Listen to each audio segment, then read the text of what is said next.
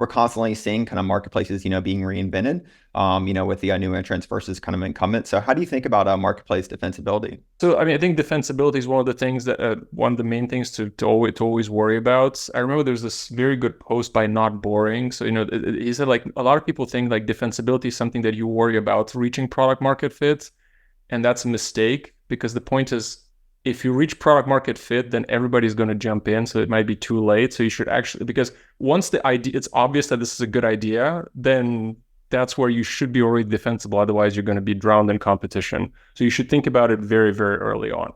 So certainly part of the spirit of those 6 questions is to get at defensibility. So again, for example, if multi-homing, if you provide incentives for your buyers and sellers to mostly stick exclusively with you, that makes you more defensible. If the network effects are stronger, you're more defensible.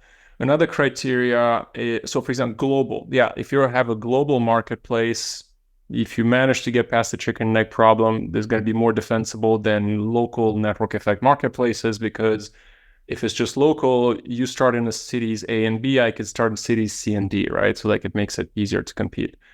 There's a few other dimensions in there which we haven't spoken about. So for example, so in terms of defensibility, I'd much prefer marketplaces where the supply side is heavily differentiated as opposed to commodity, right? So that's a pretty big one.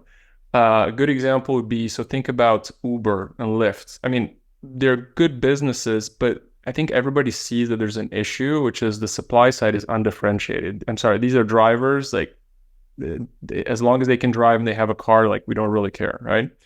Airbnb, there's definitely more differentiation. Like 2 apartments are not quite the same. If you think about, I don't know, Cameo, or like there are other more extreme examples, right? Yeah, 2 celebrities are not the same. So differentiation makes the marketplace more defensible.